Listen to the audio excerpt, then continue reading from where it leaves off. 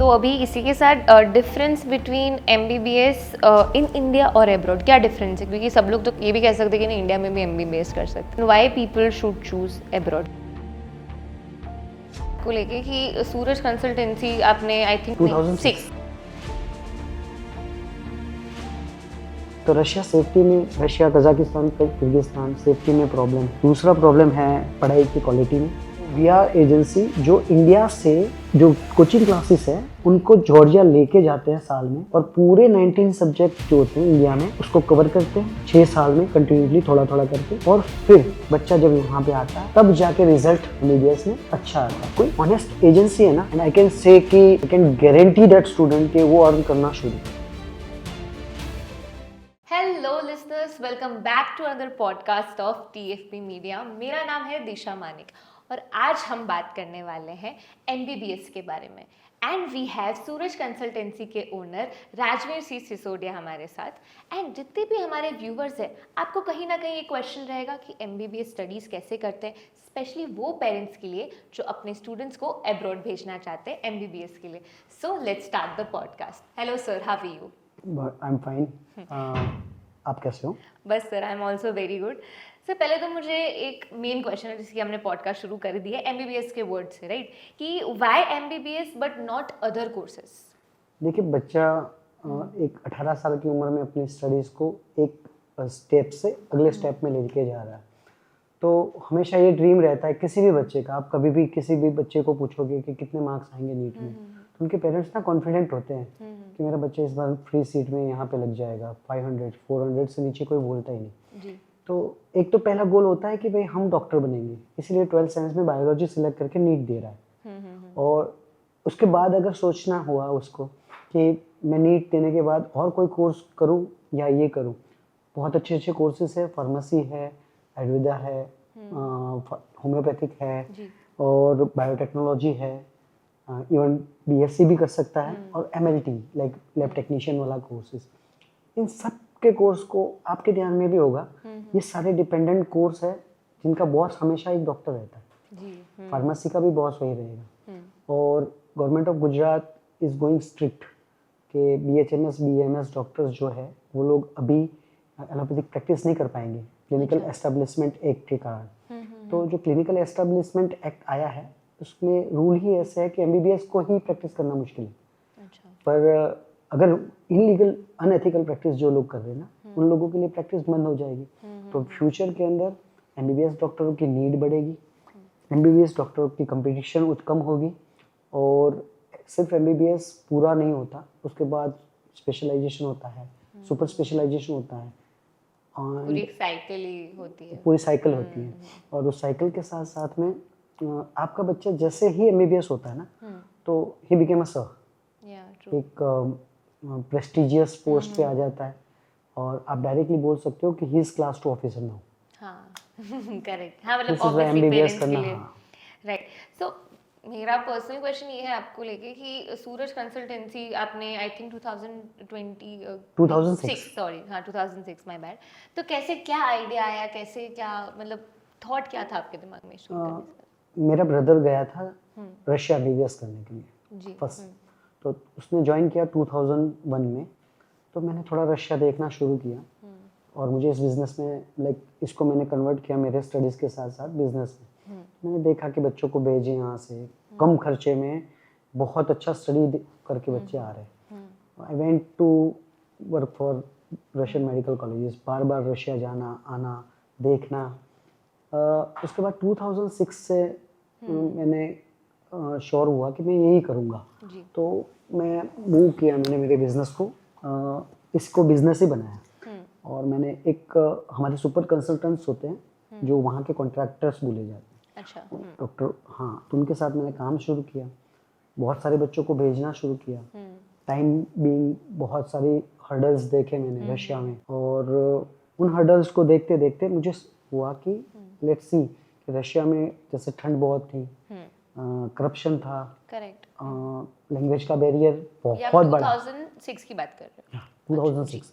तो लैंग्वेज का barrier, you won't believe me कि एक ह्यूमन है ना, वो अगर अभी अपन हिंदी में बात कर रहे हैं, कोई एकदम गुजराती लेमन पर्सन है, उसको गुजराती में एग्जाम लिखना है ना, तो उसने पढ़ाई अगर हिंदी में की है तो जो आंसर है ना उसको 3 स्टेप में कन्वर्ट करना पड़ेगा और क्वेश्चन को भी, तो डिफिकल्ट हो रहा था। इसके कारण रिजल्ट्स भी कम थे। यहाँ इंडिया के एक एग्ज़ाम देना पड़ता है, उसका नाम है foreign medical graduation exam. Okay, हाँ हाँ। उसमें रिजल्ट्स भी बहुत कम थे। Then I went to China. China गए तो चाइना में सब अच्छा था। एक लैंग्वेज का बैरियर सेम आ रहा था, language was biggest hurdle. True true. तो और उसके साथ वहाँ की लोकल पब्लिक है ना, वो अपनी लाइक में विनम्रता जैसा नहीं लगा मुझे कुछ भी। तो उसके बाद मेरा एक कज़िन था जो गया जॉर्जिया MBBS करने। मैंने जॉर्जिया देखा, वहाँ पे ठंड का इश्यू नहीं था, करप्शन ज़ीरो, जी हाँ हाँ। वर्ल्ड का 6th सेफेस्ट कंट्री, और लैंग्वेज बैरियर नहीं, ऑलमोस्ट एवरीवन नोज इंग्लिश। तो ये एक अच्छा ऑप्शन लगा। तो धीरे धीरे हम डेवलप करते गए। आई कैन से मैं सबसे पुराना पर्सन हूँ जिसने MBBS में जॉर्जिया में एडमिशन गुजरात या राजस्थान या नॉर्थ इंडिया से किया होगा। क्या बात है। So you yourself been to all these struggles, आपने खुद ही रेकी किया इन सब चीज़ों का, then you got हाँ, to know। बहुत स्ट्रगल हुआ इसमें, और बहुत टाइम लेने के बाद पता चला कि व्हाट इज़ कन्वीनियंट वे। जो अपने मन में होता है कि भाई किसी बच्चे को दिक्कत नहीं आनी चाहिए, पैसा तो कमा लेंगे पर किसी को दिक्कत नहीं आए, उस पर ज़्यादा फोकस। क्योंकि पूरी रिस्पॉन्सिबिलिटी एक पेरेंट्स की आपके ऊपर होती है, so that is very crucial. और इसी के साथ मेरा क्वेश्चन ये है कि रियल कॉम्पिटिशन्स क्या होते हैं मेडिकल फील्ड में? कंपटीशन आप कौन सी चीज़ें आप स्ट्रगल आपको फील होती है कि नहीं, अगर कोई स्टूडेंट जाएगा तो ये चीज़ है? यस, देखिए MBBS है ना, जैसे मैंने बताया नोबल प्रोफेशन है जी। अब नोबल प्रोफेशन के लिए आदमी को नहीं, आप जब पढ़ाई शुरू करते हो आप नोबल नहीं हो, पर आपको नोबल तो बनना पड़ेगा। तो अब नोबल मीन्स के ऐसा कि जिसमें हर एक क्वालिटी हो, लाइक टंग पे शुगर हमेशा रहे, हार्ट लाइन जैसा रहना चाहिए, फिंगर्स एकदम लेडी जैसी, उसका जो stand like a statue and eyes like eagle, ये क्वालिटीज हो ना, जब जाके एक पर्सन नोबल होगा। अच्छा। तो ये सारी ना धीरे धीरे डेवलप, इसलिए मेडिकल एजुकेशन 5 या 6 साल का होता है कि आप धीरे धीरे धीरे अपने आप को डेवलप कर सको। तो अभी इसी के साथ difference between MBBS in India और अब्रॉड, क्या डिफरेंस है? क्योंकि सब लोग तो ये भी कह सकते हैं कि नहीं, इंडिया में भी MBBS कर सकते हैं, and why people should choose abroad, क्या डिफरेंस है? देखिए मैम, MBBS में एक टाइम था जब मैं काम करता था जी। और आज इसमें डिफरेंस ये है कि सबसे बड़ा हर्डल था फॉरेन से MBBS करके आप इंडिया में आओगे ना, तो आपको FMGE का एग्ज़ाम देना था, फॉरेन मेडिकल ग्रेजुएट, जो इंडिया वालों को नहीं देना था। अब वो डिफरेंस नहीं रहा। आप इंडिया में BJ मेडिकल में करोगे या महात्मा गांधी जयपुर में करोगे या गीतांजलि में 1.5-2 करोड़ रुपया दे के करोगे जी। या फॉरेन से करोगे, आप सबको एक कॉमन एंट्रेंस टेस्ट देना है जिसका नाम होगा नेक्स्ट 1 एंड नेक्स्ट 2। तो अब वो टेस्ट कॉमन हो गया, ठीक है। और एक क्वेश्चन मैं आपको पूछ सकता हूँ कि 10th इज इम्पोर्टेंट या 12th स्टडीज में? 12th मतलब 12th, राइट। obviously, तो because MBBS, that's the- हाँ, मेरे हिसाब से मैं देखने जाऊँ तो MBBS 10th के बराबर हो गया कि आपका उसके बाद कुछ नहीं होना है, आपको या तो PG करना है और उसके बाद सुपर स्पेशलाइजेशन। तो आप अपने MBBS का स्टडीज़ है उसमें आप जितना कम खर्च करोगे ना, उतना आप सुपर स्पेशलाइजेशन के लिए बचाओगे। अच्छा, और एक एग्जांपल देता हूँ कि एक बच्चा है जिसने MBBS यहाँ 1.25 करोड़ में किया है जी। और एक बच्चा है जिसने जॉर्जिया से किया है। ओके। तो दोनों के बीच का जो डिफरेंस है 60-70 लाख का होगा। तो 60-70 लाख अगर पेरेंट्स धीरे धीरे करके कहीं सेव करके रखते हैं, तो जब दोनों बच्चे एक साथ में जब नेक्स्ट में अच्छे मार्क्स लाएंगे या PG के एग्ज़ाम पास करेंगे, तो उस PG के बाद सिलेक्शन आएगा कॉलेज का, तो उसमें जहाँ पे ज़्यादा पेशेंट का फ्लो हो, अच्छा कॉलेज हो, वहाँ जाने के लिए 25 लाख 30 लाख ज़्यादा खर्चा करने को रेडी होगा जॉर्जिया वाला, जबकि पहले जिसने इन्वेस्ट कर दिया है ना, उसके लिए मुश्किल हो जाएगा। ये एक फैक्ट आज मुझे भी पता लगा, ऑडियंस को भी लगा होगा, मतलब ऑब्वियसली। पर मैंने भी देखा है कि स्टूडेंट्स ज़्यादातर बाहर जाना प्रेफर करते हैं। आपको क्या लगता है कि उसे एडवांटेजेस क्या होंगे अब्रॉड स्टडीज़ के स्टूडेंट्स के हिसाब से? देखिए, एक तो इकोनॉमिकली आपको बर्डन नहीं होगा। सेकेंड थिंग, जो बहुत सारे लोग जनरली क्या कि अपने बच्चे को इंडिया में रखना चाहते हैं। हाँ, मेरा होगा तो भी मुझे उसके लिए प्यार होगा, मैं सोचूंगा बच्चा मेरा मेरे पास रहे। 100%। पर अगर जिसका कैरियर ओरिएंटेशन है ना, तो आपका फर्स्ट चॉइस एब्रॉड एमबीबीएस होना चाहिए। जी। रीज़न इज दैट कि जैसे ही आप इंटरनेशनल बाउंड्री क्रॉस करते हो, तो इंटरनेशनल बाउंड्री क्रॉस करने के बाद एक दिमाग खुलता है हाँ। कि भाई एमबीबीएस इन इंडिया, तो यहाँ कहीं प्रैक्टिस करेंगे, पीजी करेंगे, वहाँ पे जाने के बाद WHO, UNICEF, UNESCO, Abu Dhabi में जॉब मिलना, एएमसी और करना, एक कॉन्फिडेंस भी बिल्ड होता है। यूएसएमएलई के लिए प्रिपेयर करना, जर्मनी, यूरोप में अपने आप को सेटल करना, जी। और साथ साथ में ये तो एक प्लस पॉइंट है इकोनॉमिक। सेकंड थिंग, आपका जो सोचने का तरीका है वो बदल जाएगा। तीसरी चीज़ क्या होगी कि आप मल्टीकल्चर में जाओगे। हाँ। तो आपको सब पता चलेगा कि मलयालीज कैसे होते हैं, मराठीज कैसे होते हैं, नेपालीज कैसे होते हैं, बांग्लादेशी कैसे होते हैं। तो आपका एक सर्कल भी बहुत बड़ा होगा। 100%। तो मेरे हिसाब से बढ़िया रहेगा कि अगर कोई अपनी फर्स्ट चॉइस अब्रॉड में रखता है। तो अब्रॉड में कौन सी ऐसी कंट्रीज है आपके हिसाब से जो बेस्ट है अब्रॉड के लिए? देखिए, मैंने पहले आपको बताया कि पहले रशिया अवेलेबल था, फिर चाइना था, फिर यूक्रेन था, फिर बहुत सारे कंट्रीज जैसे कजाकिस्तान, किर्गिस्तान, उज्बेकिस्तान, अर्मीनिया, नया नया आया तिमोर, अच्छा। जो ऑस्ट्रेलिया के ऊपर है। एक और आया है, अब नया आया है कि इटली। ठीक है, एमबीबीएस करने के लिए आप सारे कंट्री जाओ ना, सारे कंट्री अच्छे हैं अपने हिसाब से। पर आपको देखना है कि किस कंट्री में अपने लिए सही रहेगा, कहाँ सेफ, कहाँ अपना आपकी सबसे बड़ी एसेट को, जैसे मेरा बेटा है, अब मेरे लिए मेरा मकान इम्पोर्टेंट है, मेरी ज़मीन इम्पोर्टेंट है या बेटा, तो मेरी सबसे बड़ी एसेट मेरा बेटा होता है। तो उसकी सेफ्टी फर्स्ट पॉइंट होता है हमेशा। तो सेफ्टी होनी चाहिए, एजुकेशन की क्वालिटी होनी चाहिए। एजुकेशन की क्वालिटी चेक जो है ना, वो दो तरीके से होती है। एक तो प्रॉपर कंट्री में कोई पहचान होगी, 5 मार्क्स बढ़ा दिए, पास हो गए, वो नहीं। और दूसरी होती है यहाँ के जो एग्ज़ाम लगता है, उस एग्ज़ाम में उस कॉलेज का, पर्टिकुलर कॉलेज का क्या रिजल्ट है, आउटकम है। तो ये चीज़ बहुत इंपॉर्टेंट होती है अब्रॉड के लिए। और अगर आप अब्रॉड में इन सारे कंट्रीज़ का मैंने जैसे नाम लिया, उसमें Russia under war right now, Ukraine बिल्कुल बर्बाद हो चुका है, चाइना अब कोई जाना नहीं चाहता, फिलीपींस एक अच्छा ऑप्शन था। तो फिलीपींस में भी क्या न्यू रूल्स ऑफ एनएमसी आते रहते हैं, उसमें अब उसका जो उसका 8 साढ़े 8 साल का एमबीबीएस हो गया, तो वो नहीं अच्छा रहा। अब अच्छे A1 कैटेगरी के जो कंट्रीज़ है ना, उसमें एक जॉर्जिया है करंट में, और मुझे और कोई नहीं लग रहा, क्योंकि जॉर्जिया ही बेस्ट है अभी तो करंट में। तो स्पेशली जॉर्जिया क्यों? अभी मैं थोड़ा और डीप में ऑडियंस को बताना चाहती हूँ कि व्हाई जॉर्जिया, बिकॉज देखिए, मैं जॉर्जिया कर रहा हूँ इसलिए जॉर्जिया अच्छा है जी।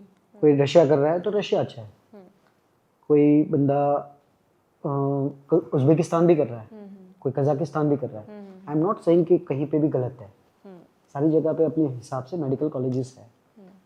पर आप कहीं भी एमबीबीएस करके आ जाओ, कहीं पे भी, इवन पाकिस्तान में भी एमबीबीएस करते बच्चे थे। अच्छा।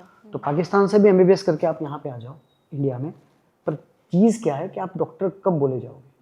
जब आप एफएमजी पास करोगे या इन फ्यूचर नेक्स्ट पास करोगे, तो उसका जो रेशियो है ना, वो अच्छा होना चाहिए। तो जॉर्जिया अभी टॉप चल रहा है। अच्छा, टॉप। हाँ, कंपेयर आप सारे ओवरऑल जो एफएमजी का रिजल्ट है 2024 का, वो 18% था, आउट ऑफ 100 118। और जॉर्जिया के ओवरऑल कॉलेजेस का रिजल्ट है वो मोर देन 50% है। तो कॉलेज पढ़ा अच्छा रहे। सेकेंड थिंग कि आप जहाँ भेज रहे हो, मैंने बताया पहले कि सेफ्टी, तो वर्ल्ड का 6th सेफेस्ट कंट्री और वर्ल्ड का 4th safest capital. I can say कि आप जैसे गुजरात में नवरात्रि में आराम से स्कूटी लेके रात को 2 बजे घर जाते हो, कुत्ते पीछे पड़ सकते हैं, आप सेफ हो फिर भी। वैसे ही जॉर्जिया में आपकी बेटी है या बेटा है, रात को 2 बजे जाए, ही safe. In Russia economical crisis की वजह से आपका बेटा बेटी रात को इजीली नहीं जा पाएगा। तो सेफ्टी कंसर्न से आप, ये नीमोज नाम की वेबसाइट है जिसका सेफ्टी इंडेक्स हमेशा आता रहता है, तो देखना आपके डे टाइम में भी रशिया में अच्छे से अच्छा सिटी हो, वो 50% सेफ है ट्रैवल के लिए, डे टाइम में 50%। तो नाइट में तो आप समझ लो क्या सेफ रहेगा। तो रशिया सेफ्टी में, रशिया, कजाकिस्तान, किर्गिस्तान सेफ्टी में प्रॉब्लम है, दूसरा प्रॉब्लम है पढ़ाई की क्वालिटी में। ओके। तीसरी चीज़ है लैंग्वेज। मैंने पहले ही बताया कि एक आदमी को अपने पढ़ाई की हुई जो जिस लैंग्वेज में पढ़ाई की है ना, और यहाँ के दूसरी लैंग्वेज में एग्जाम देना है, तो उसको 3 बार अपने माइंड को सोच के आंसर भी करना है और क्वेश्चन को अंडरस्टैंड भी करना है। तो ये डिफिकल्टी रहेगी। दूसरी चीज़, MBBS is not a book का कोई कोर्स नहीं है। आपने बुक में पढ़ लिया इतना MM करना है, इतना नहीं। आपको पेशेंट से बात करनी है, आपको पेशेंट से जानना है, पेशेंट को समझाना है, पेशेंट के रिलेटिव्स को समझाना है। ये सारी जो चीज़ें हैं ना, वो अगर लैंग्वेज पे आपका कमांड नहीं है ना, तो डिफ़िकल्ट हो जाएगी। जॉर्जिया में 90+ % लोग इंग्लिश जानते हैं, इंग्लिश को समझते हैं, इंग्लिश लिख भी पाते हैं और पढ़ भी पाते हैं। जबकि रशिया में आप जाओगे, ऑलमोस्ट 95% पीपल्स को इंग्लिश आती ही नहीं है। ओके। तो आपका बच्चा जैसे ही गया ना, तो उसको 3rd year, 4th year, 5th year, जहाँ पे उनके क्लिनिकल्स होंगे ना, वहाँ पे इवन प्रोफेसर्स, वो भी डॉक्टर है, वो लोग भी इंग्लिश नहीं जानते, वो लोग रशियन में ही लैंग्वेज सिखाएंगे। भी काफी स्टर्बन है Russia, that's what you telling. और लास्ट एंड फॉरमोस्ट पॉइंट बताऊँ तो ठंड। या यह बहुत इंपॉर्टेंट पॉइंट होता है कि ठंड क्या होती है। वो तो इंडिया में भी तो गर्मी है, पर नहीं, एक्चुअली ठंड है ना, उसमें आप समझो -30, -40 डिग्री टेम्परेचर होगा बाहर का। आपका हॉस्टल भले हीटेड, सेंट्रली हीटेड होगा, आपका कॉलेज, पर इन बिटवीन आपको 2 सेकंड, 5 सेकंड, 10 सेकंड के लिए भी बाहर निकलना पड़ेगा। आपको ट्रैवल तो करना पड़ेगा। दूसरी चीज़, उस ठंड में सर्वाइव करना। और सेम वे यहाँ जॉर्जिया में -1-2 डिग्री लाइक शिमला, और अभी तो +30 टेम्परेचर जा रहा है। तो मतलब गर्मी भी इंडिया जैसी बढ़िया। तो पढ़ाई में आप एक चीज़ मैं आपको पूछना चाहूँगा, आपने मार्क किया है कभी कि बोर्ड के एग्ज़ाम मार्च में क्यों होते हैं? क्यों? अभी तो मैंने क्लू भी दे दिया आपको। क्योंकि गर्मी होती है, फिर उसके बाद नहीं, फिर ना गर्मी होती है ना vacation ठंडी या होती है। हाँ, मतलब फेवरेबल हाँ, कंडीशन। तो मई में तो फिर बहुत कोई वो अमीर आदमी है ना, तो वो AC में बैठ के पढ़ लेगा। कोई गरीब होगा ना, तो उसके पंखा ही नहीं है, फिर भी उसको गर्मी नहीं लगेगी, आराम से पढ़ पाएगा। फेवरेबल इसी- हाँ, तो पढ़ाई में एक क्वालिटी मिले। सेकंड, ठंड का एक मेन रीज़न, जैसे मेरा एक्सपीरियंस है, जहाँ ज़्यादा ठंड होती है ना, वहाँ खाने में भी दिक्कत है। हाँ। तो कम ठंड में आपको सारे वेजिटेबल्स, फ्रूट्स इजीली अवेलेबल होंगे, तो आपका वहाँ पे सर्वाइवल और आपका हेल्थ दोनों ही बहुत अच्छा रहेगा comparative to cold countries. True.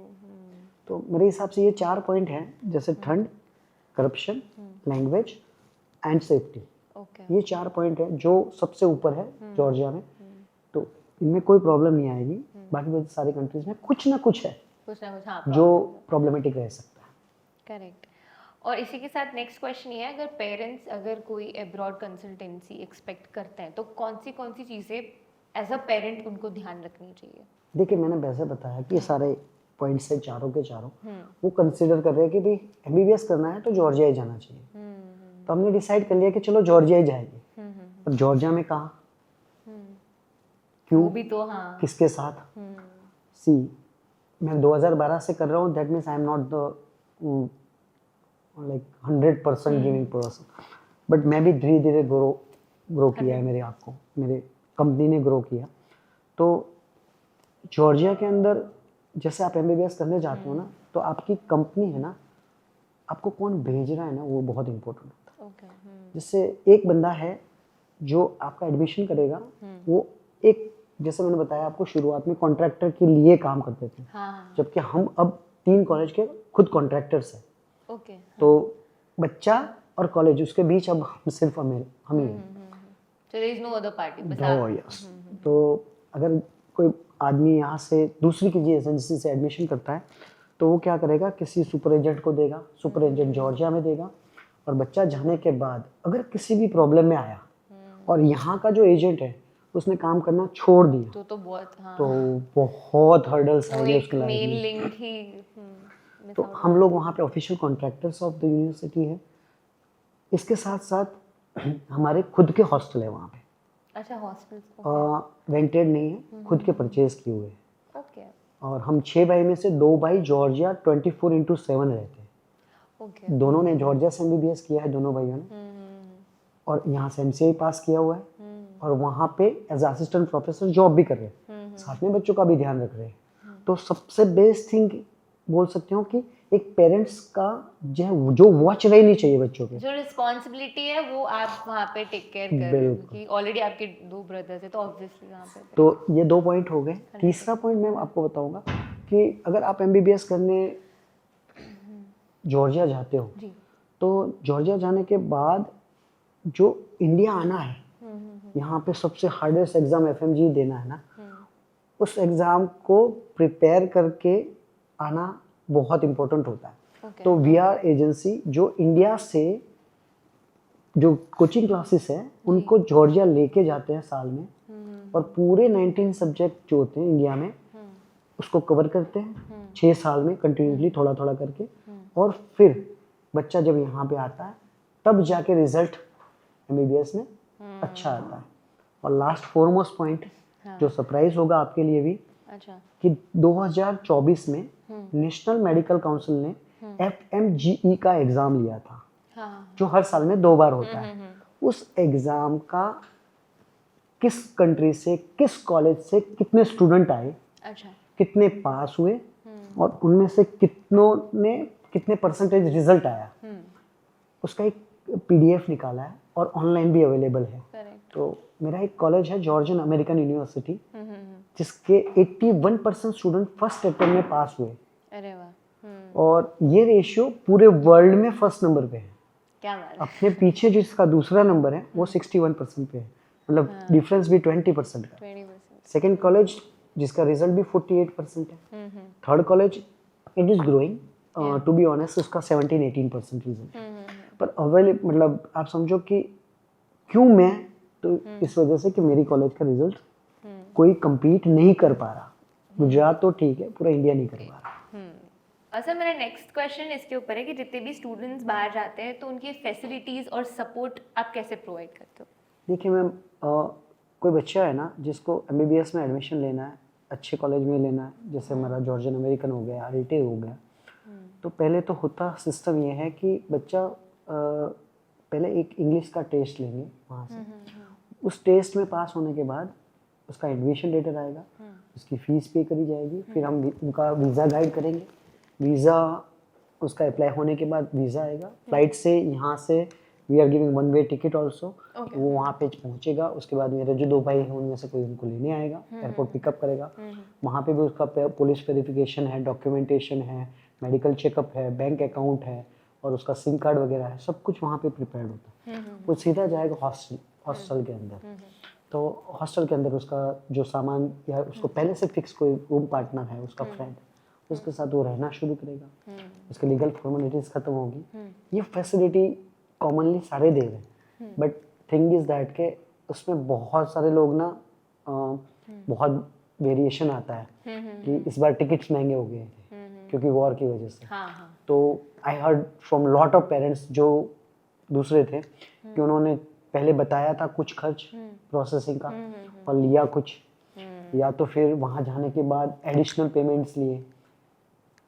कोई ऑनेस्ट एजेंसी है ना, उसके साथ जाने में फ़ायदा ये है ना कि आपके बच्चे का एडमिशन नहीं कर रहे हम लोग, हम उसको डॉक्टर बनाने तक की गारंटी ले रहे हैं। एंड आई कैन से कि उसको डॉक्टर बनने के बाद भी हम गाइड करेंगे कि आप क्या कर सकते हो, कहाँ जा सकते हो। I can guarantee that student कि वो अर्न करना शुरू कर देगा। कि that is not just the only full stop कि पढ़ाई हो गई, डन हो गया, but then you also provide opportunities, right? And साथ में cultural functions like cricket tournaments, garba specials, Diwali function, Holi parties and everything, like full मस्ती पढ़ाई के साथ। नाइस, मतलब एक है पूरा सिस्टम ही आपने क्रिएट करके सिस्टम क्रिएट। ऑल्सो इसी के साथ मेरा नेक्स्ट क्वेश्चन है कि जितने भी पेरेंट्स होते हैं ना, तो उनको एक क्वेश्चन रहता है कि मेरा बच्चा क्या कर रहे हैं वहाँ पे, कैसा डे टू डे अपडेट जैसे होता है, इसकी पेरेंट्स टीचर मीटिंग, कुछ ऐसा है कि जैसे पेरेंट्स को पता चले कि नहीं आज इसने ये किया, आज एग्जाम में ऐसा कुछ। ओके राइट, लाइक अभी एलएन में और वहाँ पे जैसे होता है बच्चा जैसे एंटर किया तो उसने प्रेजेंस है या नहीं है, उसने क्या पढ़ा है आज, क्या एग्जाम में क्या लिखा था, कितने मार्क्स आए। मैंने एक शब्द बोला था, ट्रांसपेरेंट नॉन करप्ट एजुकेशन। तो जॉर्जिया के हर कॉलेज में एक पोर्टल सिस्टम है। जैसे आपका फेसबुक आईडी है, उसका पासवर्ड है, उस पर जैसे ही आप क्लिक करोगे, जो पेरेंट्स क्लिक करेगा उसको पता चल जाएगा कि मेरा बेटा आज कॉलेज गया, उसने आज किन कौन कौन से लेक्चर की वीडियो कॉपी आई, अच्छा, तो उसको रिपीट देखना है तो देख पाएगा। थर्ड थिंग, उसने एग्जाम में क्या लिखा, ओके, वो भी अपलोड होगा, और उसके marks with in 10 minutes, exam दिया उसके 10 मिनट्स में मार्क्स अपलोड हो जाएंगे। ओके, ना वो बच्चा किसी की हेल्प से पास हो पाएगा, ना बच्चा वो फेल हो पाएगा। मेहनत करी है तो ही पास। ऑब्वियसली। अच्छा, होता क्या है करप्शन इन एजुकेशन में, जो बंदा आपको रशिया ले जा रहा है या कजाकिस्तान ले जा रहा है, किर्गिस्तान ले जा रहा है, वहाँ करप्शन है। तो क्या होता है कि जैसे बच्चे ने आप मेरे साथ, जैसे मेरे स्टूडेंट ने मेरे साथ बिगाड़ी, तो होता क्या है, वो एजेंट उसको दबा देगा कि अब तू पास होके दिखा दे। ये जॉर्जिया में पॉसिबल नहीं है, मेरे से रिश्ते अच्छे हैं या बुरे हैं, ना मैं पास करवा पाऊंगा ना फेल करवा पाऊंगा, और जो भी रिजल्ट है 10 मिनट से उस पोर्टल पे सीधे पेरेंट्स के घर पे पहुंचे। ग्रेट। तो एक मतलब ये ऐसे है कि अथॉरिटी है, सब कुछ सेट है, तो Georgia is good for these all things comparatively दूसरे। Make sense. और ये जितनी जर्नी आपकी है इतनी लंबी, क्योंकि हमने काफ़ी कुछ आज सुना पॉडकास्ट में, आपकी बिगेस्ट सक्सेस स्टोरी क्या है? कोई ऐसा स्टूडेंट हो जो आपके दिमाग में आया हो कि नहीं ये मुझे याद है कि दैट वो बेंचमार्क टाइप कुछ? सी चैरिटी बोली नहीं जाती कभी, पर चैरिटी को ओवरकम करने वाला एक बच्चा था हमारे साथ। अच्छा। बिगेस्ट अचीवमेंट ये है ना कि FMG का एग्ज़ाम लिया गया, कुछ 18,000 बच्चे बैठे थे, उसमें मेरे स्टूडेंट ने जॉर्जियन अमेरिकन के कॉलेज के टॉप किया था पूरे इंडिया में। वाह। तो अभी may be he is doing paediatrics में, वो PG कर रहा है, और अपना फ्यूचर अच्छा सेट है उसका। ये एक स्टोरी सक्सेस की थी।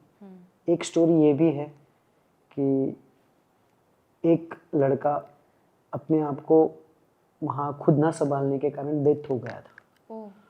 तो वी ब्रिंग हिज बॉडी, जो जनरली 15-20 दिन लगते हैं, हमने 3 दिन में लेके आए। उसके पेरेंट्स को वहाँ जॉर्जिया लेके गए, कॉज ऑफ डेथ और उसका फ्यूनरल वो भी हमने अटेंड किया। अच्छी बात नहीं है, पर ये भी हमने किया है, ये भी टाइम देखा है हम लोग। ऐसा था कि हम उसके गांव जाएंगे, फ्यूनरल होगा, कोई गुस्से में हमें शायद लापट मतलब एक आध हाँ थप्पड़ भी मार सकता है, पर हम उसके लिए भी प्रिपेयर्ड थे, क्योंकि लेने गए थे हम एडमिशन के टाइम पे, तो छोड़ने भी हमें आएंगे फिर जो भी हो। मतलब आप एक पेरेंट्स जैसा ही काम कर रहे हो। I can totally see that and that's a very great thing sir. I really मतलब appreciate and I have a different respect about this thing. So इसी के साथ मेरा नेक्स्ट क्वेश्चन है कि जैसे what is the best thing you provide after MBBS? See after MBBS के बीच में एक और चीज़ मैं बताना चाहूँगा, जो एक अचीवमेंट ही बोल सकते हो। हाँ जी। मैं वहाँ पे प्योर गुजराती, गुजराती के लिए सबसे बड़ी चीज़ होती है फूड। हाँ। हर पेरेंट्स के लिए मेरे बच्चा क्या खाएगा, तो जॉर्जिया के अंदर अपने से अच्छा कोई फूड दे दे तो एक चैलेंज है मेरा। बेस्ट फूड, अच्छा फूड में भी प्योर वेज, उनकी थाली अलग होगी, उनके यूटेलेंसिल्स सारे अलग होंगे। नॉन वेज वालों के लिए भी मार्क करी हुई अलग डिज़ाइन की थाली है। ओके। स्वामीनारायण वालों के लिए भी अलग थाली है जिसमें प्याज लहसुन नहीं रहेगा। तो ये सारी जो चीज़ें है ना, वो कोई नहीं कर पा रहा। और जैसे आपने बताया कि जो फैसिलिटी के अलावा आपने पूछा था कुछ। हाँ, कि आप क्या प्रोवाइड करते हो बेस्ट थिंग आफ्टर MBBS? देखिए, MBBS का जो पूरा कैरिकुलम है ना, उसमें यूनिवर्सिटी जो मेरे पास 3 है, उन तीनों यूनिवर्सिटी में एक और क्वेश्चन मैं आपको पूछूंगा। जैसे आपके पास UK का पासपोर्ट है, हाँ। आपके पास कनाडा का पासपोर्ट है, आपके पास इटली का पासपोर्ट है, आपके पास फ्रांस का पासपोर्ट है, तो आप MBBS करने जॉर्जिया आओगे?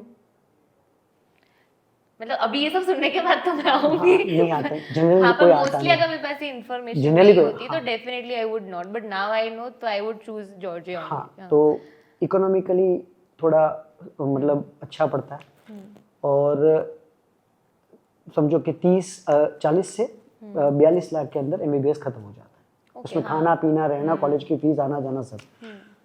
मेरे पास every yearly 10 to 11 students UK से आते हैं MBBS करने, कनाडा से आते हैं। तो उन सारे स्टूडेंट्स जो आते हैं ना, उनसे ही यूनिवर्सिटी सीखी है अच्छा। कि जैसे हम लोग FMG तक का तो करा रहे हैं MCA के एग्जाम का, तो इनके लिए क्या करेंगे? हाँ। तो university is providing pre guidance, even lectures और फॉर USMLE जिसको USA सेटल होना है, अच्छा। प्लेब एंड AMC एग्जामिनेशंस, वहाँ पे बाकायदा लेक्चर्स होते हैं कि आप USMLE कैसे क्रैक करोगे, और बहुत सारे बच्चे क्रैक भी कर रहे हैं। इसके अलावा इंडिया में आने के बाद अगर किसी को MCA का एग्ज़ाम नहीं निकल पा रहा, तो हम लोग उन लोगों को गाइड करते हैं regarding to enter in WHO postings, UNICEF posting. Even though I can guarantee वो बच्चा बेकार नहीं बैठेगा, मतलब रोजगार के बिना नहीं बैठेगा। I am going to give him any good job, वहाँ पे अच्छे से सर्वाइव कर सके, ये मैं प्रॉमिस करता हूँ आपके माध्यम से। इतनी सारी प्रोमिसेस, मतलब पेरेंट्स तो लिटरली आप पे इसलिए इतनी ज़्यादा रिस्पॉन्सिबिलिटीज देते हैं बिकॉज आपने पूरा सिस्टम ही रेडी कर दिया है वहाँ पे ऑनेस्टली।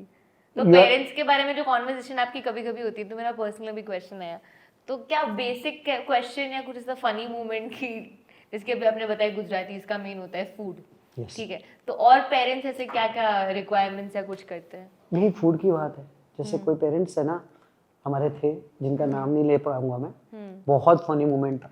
हाँ। तो 20 किलो का बैग दे के गए मुझको कि ये सर नाश्ता है, उसको लेके जाना है, आपको बच्चे को देना है। तो हम लोग अंदर अंदर बात करें कि यार हमारे पास ही 30 kg ले जाने की जगह है, 20 किलो कैसे ले जाएंगे? हाँ, तो उस बच्चे का भी सामने फोन आया कि सर मेरा सामान ले आए हो। मैंने बोला कि देख हमारे पास तो वेट हो गया था, पायलट को दे दिया है, तो तू पायलट से ले लेना। बच्चा एयरपोर्ट भी गया, जो पायलट बाहर निकल रहे थे उनको रोक के पूछा भी सही मेरे सामान लाए हो? फिर बोला सर क्या उल्लू बना रहे।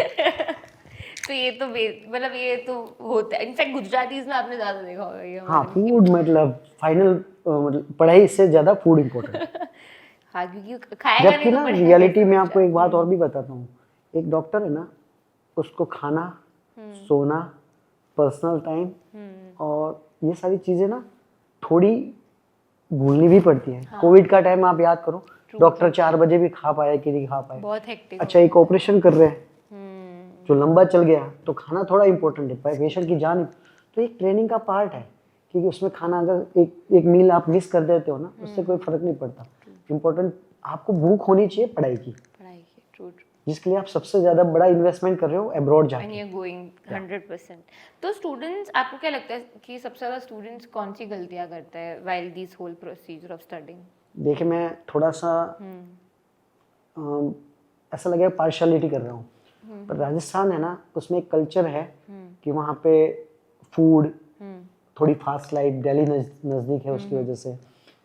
तीसरी चीज़ अल्कोहल, इन चीज़ों में राजस्थान के बच्चे पहले से प्रिपेयर्ड होके आते हैं। हाँ। जबकि गुजरातियों को क्या, वहाँ जाने के बाद एकदम से फ्रीडम मिलता है, तो दे बाउंस अ लॉट। तो वहाँ हमारी ज़रूरत पड़ती है कि उनको दबा के रखो, उनको समझाओ, नहीं माने तो उनके पेरेंट्स से कंप्लेन करो और फिर उनको समझाओ। एटलीस्ट मेरे पास अभी एक सिंगल गुजराती बच्चा खराब खाते नहीं हुआ है, ये मैं कॉन्फिडेंस से बोल सकता हूँ। और नीट का स्कोर सब कुछ मैटर करता है ये पूरी बिकमिंग अ डॉक्टर वाली प्रोसीजर में? सी मैम, नीट का कोर्स, क्योंकि ये क्वेश्चन रहेगा बाकी लोग। आपको पता होगा कि इस बार नीट के कितने बच्चों ने एग्जाम दिया, वो आपको नहीं पता होगा। 25 लाख बच्चों ने एग्जाम दिया है। अब 25 लाख बच्चों ने एग्जाम दिया, उसमें से आधे 12.5 लाख ही पास होंगे, 12.5 लाख फेल हो जाएंगे, 50% नहीं होंगे। तो मतलब जिसने पास किया है ना, उसमें कुछ तो था, ठीक है। अब नीट का स्कोर है ना, वो कितना भी हो, अगर उसमें पोटेंशियल है ना, तो वो बच्चा कहीं पे भी जाके MBBS कर सकता है। फर्स्ट कम फर्स्ट बेसिस पे एडमिशन होते हैं। थोड़ा लंबा हो जाएगा इस पॉइंट पे, पर मैं आपको बताऊं कि आप जब 18 साल के थे और आज अगर आप 23 के हो, तो दोनों की सोच में, समझ में बहुत फर्क होता है। ये तो आप मानते हो। तो जो बच्चा यहाँ पे भले 12 के बाद नीट दिया है, मतलब समझो 365 दिन उसने मजदूरी की है और 3 घंटे का एग्जाम लगेगा, जो राइट वे है ही नहीं, उसमें उसको स्कोर करना है। अगर स्कोर नहीं कर पाया और वहाँ गया, यस, तो उसके नीट के स्कोर को ना जज करते हुए वहाँ पे जो उसकी ट्रेनिंग होगी ना, उसमें उसकी मेच्योरिटी भी आएगी। अकेला होगा तो अपने आप को संभालेगा भी, मतलब मजबूत भी होगा मेंटली, फिजिकली एंड सोशली, थोड़ा अटैच भी रहेगा पेरेंट्स से, तो अपने आप को ग्रो करता जाएगा, एक लाइफस्टाइल में भी और एक पढ़ाई के मामले में। तो मैं मानता हूँ कि इंडिया में रह के MBBS करने से बेटर है कि बच्चा वहाँ पे जो आता है ना, वो इतने ज़्यादा तूफानों से टकरा के आता है ना, किसी भी मतलब पोजीशन में बाहर निकल सकता है। True true true. और एक इंडिपेंडेंट, जब आप अकेले रहते हो, मतलब this is what I feel, जब आप अकेले रहते हो, जब आपके पास कोई पैम्पर करने वाला नहीं होता ना, तभी वो एक तो आप सर्वाइवल अच्छे वो से हो ही कर जाता पाते है हैं। Naturally. And specially if you want to choose and profession like a doctor, तो आपको बहुत स्ट्रांग होना जरूरी बहुत ज़्यादा strong, you must have a heart like a lion. है। अभी इसी के साथ मेरा नेक्स्ट क्वेश्चन है, how important is practical exposure in MBBS? See, practical exposure ही मेन होता है MBBS के अंदर। जितना आप पेशेंट्स को देखोगे, जी। जितना आप अपने आप को इन्वॉल्व करोगे, उतना आपको आगे क्या करना है PG में या क्या पढ़ना है, उस पर आपका इंटरेस्ट आएगा। जी। किसी को गायनेकोलॉजी पसंद आएगा, किसी को सर्जरी आएगा, किसी को ऑर्थोपेडिक आएगा, किसी को रेडियोलॉजी, किसी को कंफर्ट लाइक डर्मेटोलॉजी करूँ, आराम से सुबह से शाम प्रैक्टिस करूँ, सो जाऊँ। तो ये डिपेंड करता है कि आप कितना पेशेंट्स को देखते हो, किस पेशेंट को देखने में मज़ा आता है, कौन से पेशेंट आपको चैलेंजिंग लगते हैं और कितनी आप चैलेंजेस ले सकते हो। तो प्रैक्टिकल एक्सपोजर कहीं पे भी जाओगे तो एक MBBS डॉक्टर के लिए सबसे बड़ी चीज़ होती है। और इसके साथ ये भी ऐड करूँगा मैं कि कोई बंदा अगर MBBS करने के साथ साथ में कहीं सीखने जाता है, कहीं पढ़ने जाता है, किसी अपने मतलब लोकल डॉक्टर्स के साथ बैठ के सिर्फ सुनता है ना, तो भी पता चल जाता है कि पेशेंट की ज़बान से कि इसको टाइफाइड है। जैसे ज़बान बाहर निकालते हो तो पता चल जाता है कि स्ट्रॉबेरी जैसे डॉट्स है इसके मतलब टंग पे ना, तो इसको टाइफाइड ही होगा। ये सब चीज़ें ना साथ में बैठने से, क्लिनिकल प्रैक्टिस के में पेशेंट के साथ बैठने से आती है। तो बहुत ज़रूरी है सिम्टम्स के बारे में जानना। और इसीलिए मैं ये पॉइंट बता रहा हूँ कि लैंग्वेज इज इम्पोर्टेंट। हाँ, और कम्युनिकेशन भी है, एक स्किल होना बहुत इम्पोर्टेंट है ये वाली फील्ड में। और इसी के साथ मेरा एक और क्वेश्चन है, कोई ऐसा लाइफ का लेसन आप स्टूडेंट को बताना चाहते हो कि you know this is very important, अगर ये जर्नी स्टार्ट करने से पहले अगर आप ऑडियंस को बताओ? लाइफ का लेसन यही है कि अगर आप जो करने जा रहे हो ना, वो आप जाने के बाद भी नहीं करते, तो आप अपने पेरेंट्स, आपके मेंटोर दैट मीन्स मी, सबको नीचे गिरा रहे हो और उससे भी बड़ी चीज़ अपने आप को गिरा रहे हो। तो आपको अच्छे से पढ़ाई करनी है वहाँ पे, जो करने गए हो वही करो। और सेकंड थिंग अबाउट मी कि भाई मेरे बारे में मैं क्या सोचता हूँ, एक लेसन जो बता सकता हूँ तो वो है ये है कि आप जहाँ जा रहे हो ना, वहाँ बहुत सारी उम्मीदों के साथ जा रहे हो। आपके पेरेंट्स, आपके रिलेटिव्स सब बोल रहे हैं कि बच्चा मेरा दूर जा रहा है, डॉक्टर बन के आएगा, तो उनके ड्रीम्स को बिल्कुल याद रख के जाओ। ट्रू। ये तो आई थिंक कोई भी स्टूडेंट हो, शायद वो डॉक्टर फील्ड का भी नहीं हो, बट इफ ही और she wants to go outside, family respect है तो go for it, never let yourself and your family down. So इसी के साथ हम एक रैपिड फायर राउंड करेंगे। मतलब रैपिड फायर सर, मतलब कि थोड़ा डिफरेंट रहेगा ऑडियंस के लिए भी, सर के लिए भी। आपके स्टूडेंट्स बोलेंगे आप सर से क्या करवा रहे हो। सो रैपिड फायर राउंड में बहुत मैं आपको दो ऑप्शन दूंगी, जैसे कि टी और कॉफी, तो आपको एक चूज करना है। तो मैं आपसे फटाफट एक क्वेश्चन पूछूंगी, उसका आपको आंसर देना है। तो गेम है, मजा आएगा, बहुत इंटरेस्टिंग सेगमेंट है। सो पहला क्वेश्चन है कि टी और कॉफी? कॉफी। और गुजराती फूड और पंजाबी फूड? गुजराती।